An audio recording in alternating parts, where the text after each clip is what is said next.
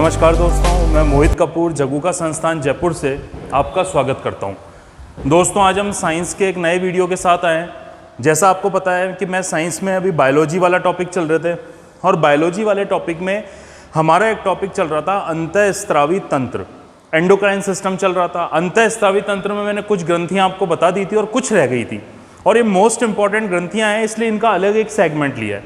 तो आज मैं वो तीनों ही आपको समझाने की कोशिश करूँगा। तो दोस्तों, आप देख सकते हैं मैंने आपको मस्तिष्क की ग्रंथियां बता दी थी, गले की थायराइड बता दी थी, पैराथायराइड बता दी थी, थाइमस ग्रंथि बता दी थी जो हमारे हार्ट के पास होती है।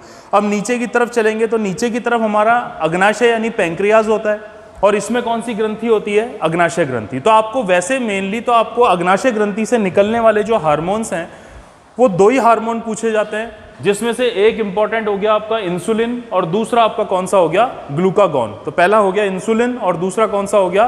ग्लूकागॉन हो गया। अब ये क्या चीज है? बीटा द्वीपिका है, अल्फा द्वीपिका है, गामा द्वीपिका है। तो लैंगरहैंस ने अग्नाशय ग्रंथि में विशिष्ट प्रकार की द्वीपनुमा संरचना का पता लगाया था। इस द्वीपनुमा संरचना को द्वीपिकाओं के नाम से जानते हैं, और दोस्तों इनके अलग अलग नामकरण किए गए थे। अल्फा द्वीपिकाएं, बीटा द्वीपिकाएं और गामा द्वीपिकाएं। तो दोस्तों, कहने का ये मतलब है कि हार्मोन अलग अलग काम करते हैं और इन द्वीपिकाओं से क्या होते हैं? स्रावित होते हैं। जिसमें सबसे मेन हार्मोन आपका कौन सा हो गया? इंसुलिन हो गया।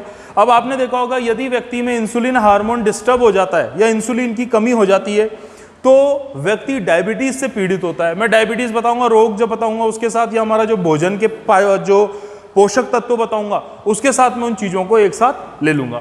तो ये हार्मोन क्या करता है? ग्लूकोज को ग्लाइकोजन में बदलता है। यानी आपने यदि कुछ मीठा खाया तो जितना ग्लूकोज, क्योंकि आपको मैं पहले भी बता चुका हूं कि जितनी भी शर्कराएं होती है वो अंतिम रूप से किस में कन्वर्ट हो जाती है? ग्लूकोज में।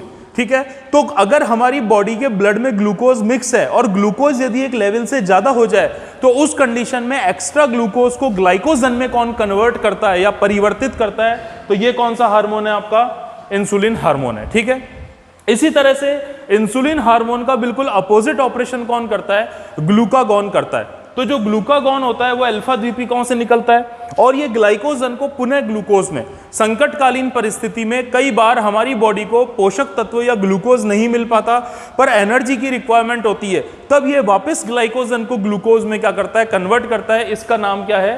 ग्लूकागॉन। ठीक है, और एक तीसरा होता है सोमेटोस्टैटिन, हमारी उपापचयी और कई पाचक क्रियाओं के लिए आवश्यक होता है, पर इतना इंपॉर्टेंट नहीं है। पर आपको इतना पता होना चाहिए कि जो सोमेटोस्टैटिन है ये कहां से स्रावित होता है? अग्नाशय ग्रंथि से स्रावित होता है। ठीक है दोस्तों, दूसरी ग्रंथि पर आएंगे तो दूसरी ग्रंथि कौन सी है? अधिवृक्क। वृक्क का मतलब होता है किडनी, हिंदी में गुर्दे भी कहते हैं, और इसको हम क्या कहते हैं? किडनी कहते हैं। तो किडनी हमारी बॉडी में कितनी होती है? दो होती है। यहां पर दो किडनियां होती है और दोनों किडनियों के ऊपरी भाग में यह ग्रंथि होती है, इसलिए इसको क्या बोलते हैं? अधिवृक्क या एड्रिनल ग्रंथि के नाम से क्या करते हैं? जानते हैं। अब इसका विशेष जो हार्मोन है वो कौन सा है? एड्रिनलिन। और भी निकलता है, नॉर एड्रिनलिन निकलता है, पर मेन आपको जो परीक्षा की दृष्टि से महत्वपूर्ण है वो कौन सा है? एड्रिनलिन है। एड्रिनलिन को क्या कहते हैं? हम एपिनेफ्रिन कहते हैं, क्योंकि हमारी किडनी में छोटे छोटे छनित्र होते हैं जिसमें मूत्र छनता है, और उनको हम नेफ्रॉन्स कहते हैं। ठीक है, तो ये एपिनेफ्रिन हार्मोन भी कहते हैं। इसको कहते हैं 3F hormone, fear, fight, flight, करो या मरो हार्मोन, लड़ो व उड़ो हार्मोन, और आपातकालीन परिस्थितियों का हार्मोन कहते हैं। तो दोस्तों, मेरा कहने का यह मतलब है कि जब हमारी बॉडी को एकदम पावर की रिक्वायरमेंट होती है, कोई धावक रेस भाग रहा है 100 मीटर, 200 मीटर, 400 मीटर, जब धावक भागता है तो भागते भागते थक जाता है, जब सामने वो रेस का एंड पॉइंट देखता है तो उसमें जो अंदर से जोश आता है वो लाने वाला हार्मोन कौन सा होता है? एड्रिनलिन हार्मोन होता है। दोस्तों, आप कहीं जा रहे हैं, एक कोई दरवाजे के पीछे छुपा हुआ है, उसने एकदम से आपको डरा दिया तो आपका हार्ट एकदम धड़कने लगता है, तो ये हार्मोन आपके हृदयघात यानी हार्ट अटैक को भी काफी हद तक कम करता है। एकदम से आप व्यक्ति डर जाता है तो सेल्फ मोटिवेटेड करने वाला जो हार्मोन होता है वो भी कौन सा माना जाता है? एड्रिनलिन माना जाता है। फिर आपने देखा होगा, आपके पास ऐसी धर्म संकट में फंस गए हैं कि आपको एक ना एक डिसीजन लेना है, तो उस कंडीशन में डिसीजन लेने में जो हेल्प करता है वो भी कौन सा हार्मोन करता है?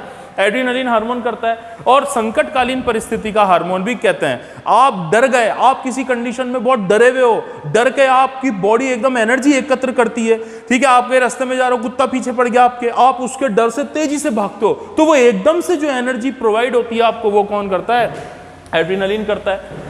आपने देखा होगा स्पोर्ट्स पर्सन होते हैं वो क्या करते हैं, डोपिंग करते हैं, जो प्रतिबंधित दवाएं होती है उनका सेवन करते हैं, तो वो अपने कौन से हार्मोन को एक्टिवेट करते हैं, तो उनकी एड्रिनल ग्रंथि एक्टिवेट हो जाती है और एड्रिनलिन हार्मोन निकलता है, जिससे वो चीज को और ज्यादा बेस्ट कर पाते हैं। हालांकि प्रतिबंधित है और अपराध माना जाता है, और डोपिंग टेस्ट अगर आपका पॉजिटिव आ गया, ठीक है ना, डोपिंग में मतलब आप डोपिंग टेस्ट पॉजिटिव और डोपिंग में फेल हो गए, तो उस कंडीशन में आपको प्रतिस्पर्धा से क्या कर दिया जाता है, बाहर कर दिया जाता है। तो ये भी आपको क्या रखना है, याद रखना है।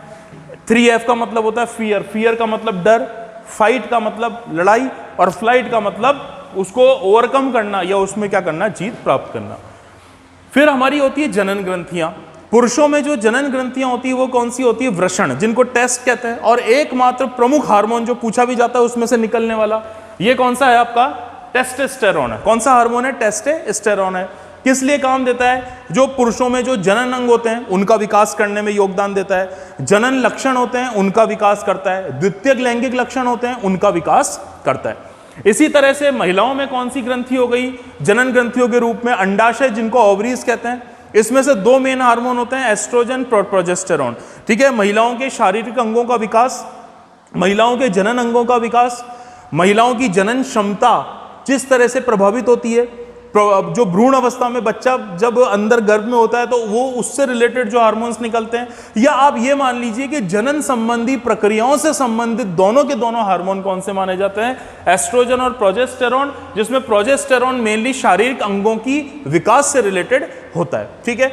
इसी तरह से महिलाओं में जब प्रसव काल होता है तो प्रसव काल में एक विशेष प्रकार का हार्मोन निकलता है, रिलैक्सिन, ताकि बच्चा पैदा होने में किसी प्रकार की समस्या ना हो। तो प्रसव काल में पर्टिकुलर स्पेशल ड्यूरेशन के लिए जो हार्मोन निकलता है वो हार्मोन कौन सा माना जाता है हमारा, ये रिलैक्सिन हार्मोन माना जाता है। जैसे जब मैंने आपको पीयूष ग्रंथि पढ़ाई थी, तो पीयूष ग्रंथि में से एक हार्मोन निकल रहा था जिसको हमने क्या कहा था, लैक्टोजेनिक हार्मोन। तो जो लैक्टोजेनिक हार्मोन होता है, जो ऑक्सीटोसिन का रूप होता है, वो दुग्ध ग्रंथियों के विकास से संबंधित होता है, ये भी महिलाओं में ही पाया जाता है। इसी तरह से ये जो तीनों के तीनों हार्मोन होते हैं जो जनन क्षमता को भी प्रभावित करते हैं, वो ये तीनों माने जाते हैं। ऐसे मैं आपको दोस्तों और विटामिन बताता हूं। एक विटामिन होता है जिससे, भाई आपने अलग अलग विटामिन पढ़े, तो विटामिन ई होता है। तो विटामिन ई आपको चिकना युक्त पदार्थों से मिलता है, तेल, घी, मक्खन, ये जो चिकना युक्त पदार्थ होते हैं इनसे आपको विटामिन ई मिलेगा।